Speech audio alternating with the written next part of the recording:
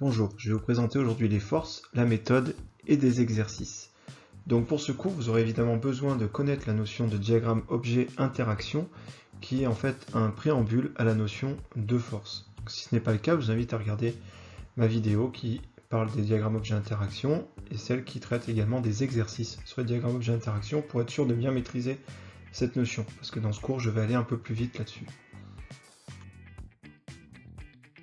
Donc comment tracer des forces, et donc on va voir comment relier les forces à l'utilisation des diagrammes objet-interaction. Le principe de base qui va vous permettre de résoudre tous les exercices qui concernent les forces, c'est tout simplement de garder en tête qu'une interaction que vous avez indiquée sur le diagramme objet-interaction correspondra forcément à une force. Si vous respectez ça, vous ne ferez jamais d'erreur, à condition évidemment de ne pas se tromper dans le diagramme objet-interaction. Exemple 1. Étude des forces exercées sur la balle qui se trouve sur cette table. Donc le DOI, donc le diagramme objet-interaction de cette balle, puisque le système étudié, l'objet étudié, c'est la balle dans ce cas-là. Donc on voit que la première interaction, qui est numéro 1, c'est l'interaction à distance avec la planète Terre. La deuxième interaction, c'est une interaction de contact avec la table.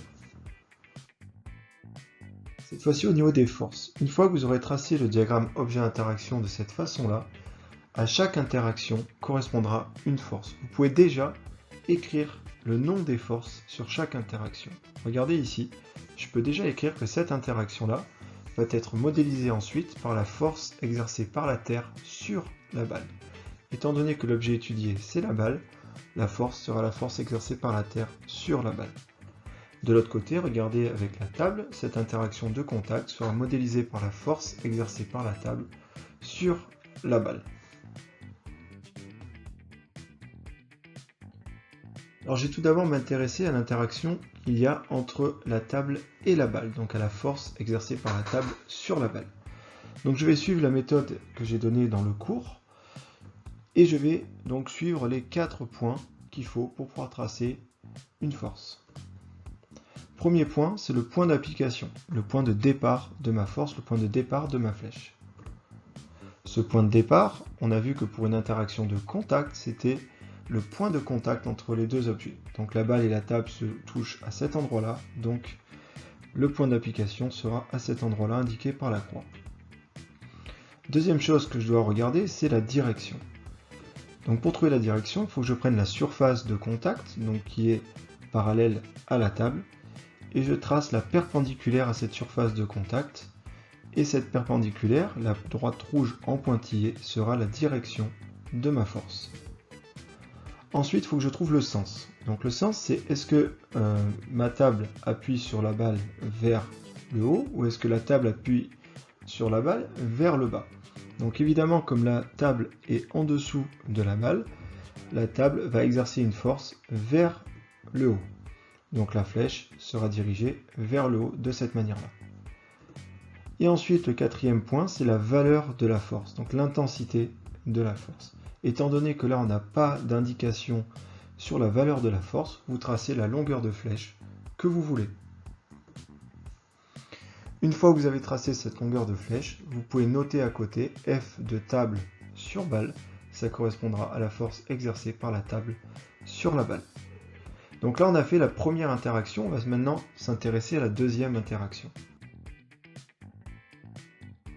Donc maintenant, je vais m'intéresser à la deuxième interaction, celle exercée par la Terre sur la balle, qui est une interaction à distance. Donc toujours pareil, je commence par le premier point qui est le point d'application. Étant donné qu'il s'agit d'une force à distance, d'une interaction à distance, je vais devoir mettre le point d'application au centre de gravité de l'objet. Étant donné que l'objet étudié c'est la balle, ma croix ira au centre de la balle.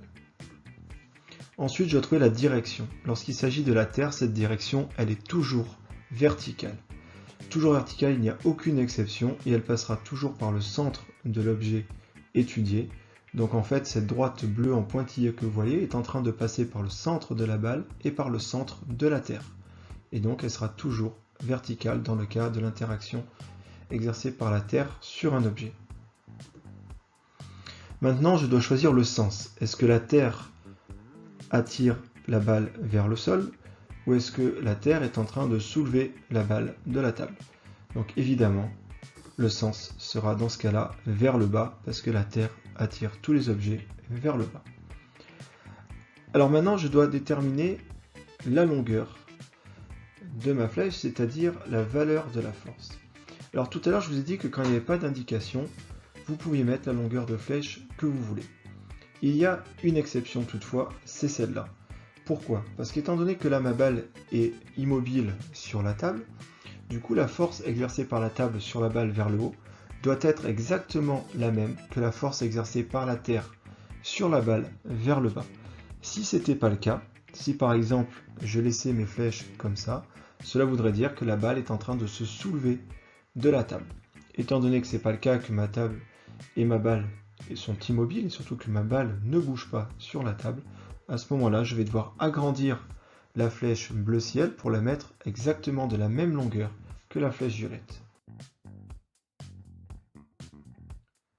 Voilà ce que ça donne dans ce cas précis, c'est-à-dire que la longueur de la flèche bleu ciel doit être exactement la même que la flèche violette. Donc la force exercée par la Terre sur la balle est exactement la même que la force exercée par la table sur la balle. Il n'y a que le sens de la flèche qui change, ainsi que le point d'application. La direction et la longueur sont exactement identiques. Voilà, donc ça c'est juste un petit cas particulier, mais dont il faut avoir conscience lorsqu'on représente des forces. Si l'objet est immobile, comme dans ce cas-là, le cas simple où il y a uniquement deux forces, la force dirigée vers le haut et celle dirigée vers le bas, doivent avoir strictement la même longueur. Voilà, donc là, on a réalisé en haut à gauche le diagramme objet-interaction de la balle avec la table et la Terre. Et à droite, vous voyez les forces exercées sur la balle. Deuxième exemple à présent, l'étude des forces exercées sur un alpiniste. Donc voici le diagramme objet-interaction des forces qui s'exercent sur l'alpiniste. Donc la première interaction, c'est l'interaction à distance avec la Terre. La deuxième interaction, c'est l'interaction de contact avec la corde. Qu'est-ce que ça donne au niveau des forces? Au niveau des forces, c'est comme l'exemple précédent, je peux déjà écrire les forces qui vont s'exercer sur l'alpiniste. Donc la première force, c'est la force à distance exercée par la Terre sur l'alpiniste, qui se notera F de Terre sur alpiniste. La deuxième force, ce sera F de corde sur alpiniste, la force exercée par la corde sur l'alpiniste. Au niveau des forces, je vais d'abord m'intéresser à l'action exercée par la corde sur l'alpiniste. Donc pour ça, il faut toujours pareil que je pointe les 4 caractéristiques de ma force. La première caractéristique, c'est le point d'application. Donc évidemment, le point d'application, c'est le point de contact entre l'alpiniste et la corde. Donc là, on voit que ça maintient la corde, donc le point de contact, il est à cet endroit-là. La deuxième caractéristique, c'est la direction. Lorsqu'on a une corde, la direction de la force se dirige le long de la corde. Évidemment, il faut que la corde soit tendue. Donc si la corde est tendue, si vous avez un élastique tendu, si vous avez une ficelle, une chaîne tendue, peu importe, la direction de la force ira toujours le long de cette corde. Le sens cette fois-ci. Je dois décider, est-ce que la corde tire l'alpiniste vers le haut ou est-ce qu'elle le fait descendre? Évidemment, dans ce cas-là, la corde retient l'alpiniste, donc la flèche sera vers le haut. Au niveau de la valeur de la force, étant donné que je n'ai aucune indication, la longueur peut être aléatoire et elle sera forcément correcte. Donc voilà comment je note la force exercée par la corde sur l'alpiniste, F de corde sur alpiniste. Maintenant je considère la deuxième interaction, celle entre la Terre et l'alpiniste. Donc je vais essayer de tracer la force exercée par la Terre sur l'alpiniste. Toujours pareil, je commence par le point d'application. Point d'application, étant donné que c'est la force exercée par la Terre et que c'est une action à distance, le point d'application sera le centre de gravité de l'objet étudié. Mon objet étudié, c'est mon alpiniste, donc le point d'application sera à peu près au centre de mon alpiniste, c'est-à-dire au niveau du ventre. Le deuxième point, c'est la direction. On a vu que la Terre exerce toujours une action qui sera verticale. Donc il n'y a aucune exception à ça, donc évidemment la direction est pointée par les pointillés rouges et sera verticale dans ce cas-là. Le sens, je dois choisir est-ce que la Terre attire mon alpiniste vers le bas ou est-ce qu'elle le fait monter. Évidemment, la Terre attire l'alpiniste vers le bas, donc je mettrai la longueur de la flèche vers le bas. Alors au niveau de la longueur, au niveau de la valeur de la force, dans ce cas-là, je n'ai aucune indication. Surtout que le schéma est pris d'un certain angle qui fait qu'on ne peut pas vraiment savoir si l'alpiniste il est à la verticale de la falaise ou s'il est en train de se balancer, qu'il est un peu en biais ou ce genre de choses. Donc là, je n'ai aucune indication, je peux faire la longueur que je veux. Je ne sais pas s'il monte, s'il descend, s'il se balance ou pas. C'est pas précisé dans l'énoncé étant donné qu'il n'y a pas d'énoncé. Donc je fais la longueur que je veux et je note F de terre sur alpiniste. Voilà les deux forces qui s'exercent sur l'alpiniste. Donc à gauche, vous avez le diagramme objet-interaction de l'alpiniste et à droite, vous avez les forces qui s'exercent sur celui-ci. Troisième exemple, les forces exercées sur un avion. Voici le diagramme objet-interaction de mon avion. L'avion est en interaction avec deux forces, une interaction à distance qui est avec la Terre et une interaction de contact avec l'air. Et oui, un avion sans air, ça ne vole pas. Au niveau des forces, toujours pareil, je vais inscrire le nom des deux forces qui sont concernées, donc c'est la force exercée par la Terre sur mon avion et la force exercée par l'air sur mon avion.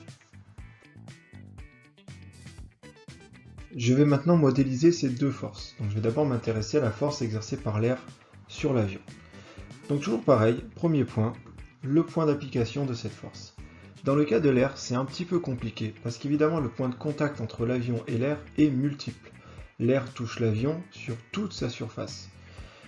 Donc normalement, dans le cas d'un avion, il faudrait mettre le point d'application à un point qu'on appelle le centre de poussée. Étant donné que vous n'êtes pas censé connaître ça en troisième, on mettra tout simplement le point d'application au centre de gravité de l'avion et ça fonctionnera très bien. Donc voilà le point d'application de la force exercée par l'air sur l'avion. Au niveau de la direction, étant donné que mon avion est horizontal, la surface de contact, donc qui peut être représentée par les ailes en fait, est horizontale, donc la direction de la force sera verticale, perpendiculaire aux ailes. Attention, regardez ce qui se passe si mon avion était en train de monter. Si mon avion était en train de monter, vous voyez que la surface de contact entre l'aile et l'air s'incline et donc la direction de ma force va s'incliner également. Évidemment, dans ce cas-là, on prend le cas le plus simple, donc on va remettre notre avion horizontal. Voilà, j'ai remis mon avion horizontal, la direction est donc verticale. Maintenant, il faut que je trouve le sens. Est-ce que l'air exerce une action vers le haut ou vers le bas? Est-ce qu'en gros mon air soulève l'avion ou est-ce qu'il l'enfonce? Évidemment, l'air est là pour soulever l'avion, c'est d'ailleurs pour ça qu'on fabrique des avions, c'est pour s'élever dans les airs. Donc la flèche sera bien évidemment dirigée vers le haut. Au niveau de la valeur cette fois-ci, comme d'habitude, je peux mettre la valeur que je veux étant donné que je n'ai aucune indication sur la valeur de la force. Donc peu importe la longueur de la flèche, ce sera correct. À côté, j'écris F de R sur avion et j'aurai représenté la force exercée par l'air sur mon avion. Maintenant, j'étudie la deuxième interaction, celle exercée par la Terre sur l'avion. Donc premier point, le point d'application, encore une fois, c'est la force exercée par la Terre, donc c'est une action à distance. Donc à ce moment-là, le point d'application sera le centre de gravité de mon objet étudié, qui est l'avion. Donc voilà, le point d'application sera représenté par la croix orange. Deuxièmement, la direction. Comme d'habitude, la direction exercée par la Terre sur l'avion, comme sur tous les objets, est verticale. Je vous rappelle qu'il n'y a aucune exception à ça. Ensuite, il faut que je trouve le sens. Évidemment, la Terre attire l'avion vers le bas, donc ma flèche sera dirigée vers le bas. Se pose maintenant la question de la valeur de la force, c'est-à-dire de la longueur de ma flèche. Là encore une fois, c'est un peu comme ma table et ma balle. C'est-à-dire qu'étant donné que l'avion est en vol horizontal, il n'est ni en train de monter ni en train de descendre, la force exercée par l'air sur l'avion devra être identique à la force exercée par la Terre sur mon avion. Donc les deux longueurs de flèche, la flèche verte et la flèche violette, devront être de la même longueur dans ce cas-là. Une fois que j'ai tracé les flèches de la même longueur, je peux écrire que cette flèche-là correspond à la force exercée par la Terre sur mon avion. Voilà, donc on a obtenu à gauche le diagramme objet-interaction de notre avion et à droite les forces qui s'exercent sur l'avion. À présent, on va étudier les forces exercées sur la balle de golf.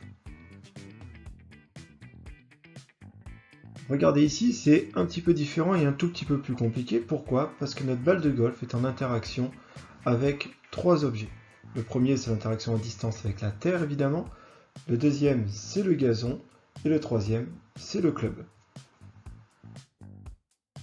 Au niveau des forces, toujours pareil, c'est une bonne habitude à prendre de noter les forces sur chacune des flèches. Donc sur la première flèche, ce sera la force exercée par la Terre sur la balle. La deuxième flèche, ce sera la force exercée par le club sur la balle. Et la troisième flèche sera la force exercée par le gazon sur la balle. En prenant l'habitude d'inscrire les forces sur les doubles flèches, ça vous permet de ne pas oublier de force. Et vous voyez dans ce cas-là qu'on n'a vraiment qu'une interaction qui correspond à chaque fois à une force. Alors on fait un petit zoom et on regarde un peu ce qui se passe sur l'interaction entre le gazon et la balle. Le point d'application, c'est le point de contact entre le gazon et la balle, donc évidemment c'est en dessous de la balle et au-dessus du gazon. La direction. Étant donné que notre surface de contact est horizontale, c'est le gazon, à ce moment-là, la direction exercée par la force sera verticale et perpendiculaire à cette surface. Donc la direction sera donnée par les pointillés.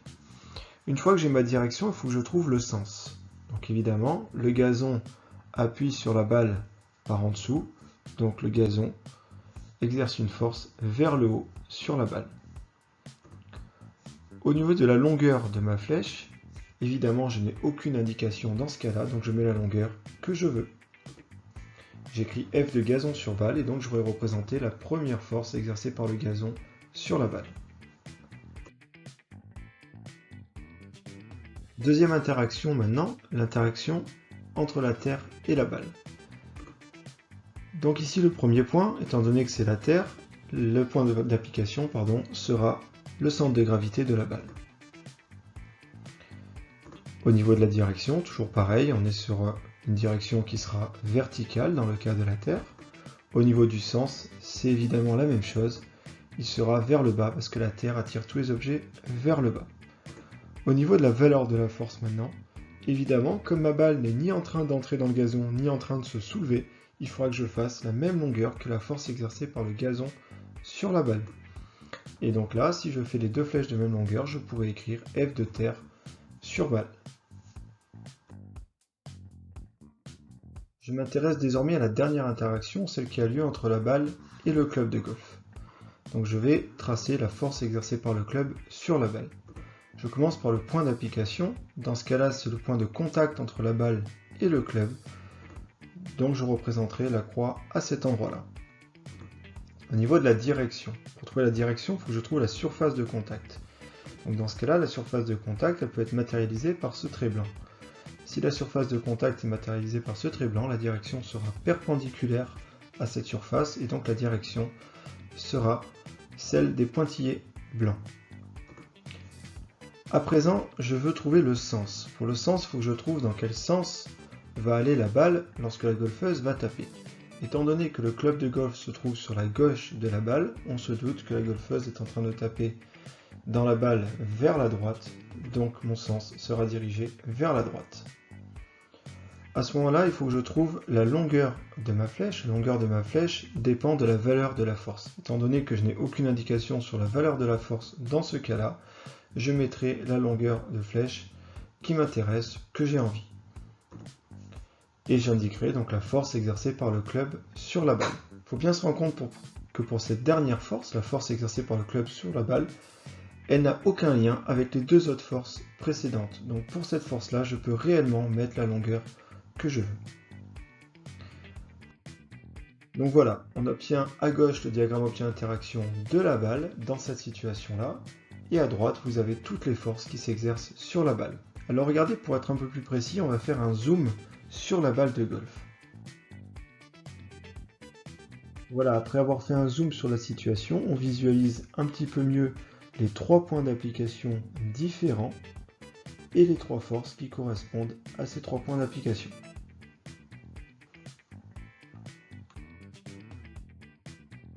Je vous remercie, j'espère que ce cours vous aura été utile et que les multiples exemples vous permettront d'aborder un petit peu mieux la notion de force. Je vous remercie, je vous dis à bientôt et au revoir.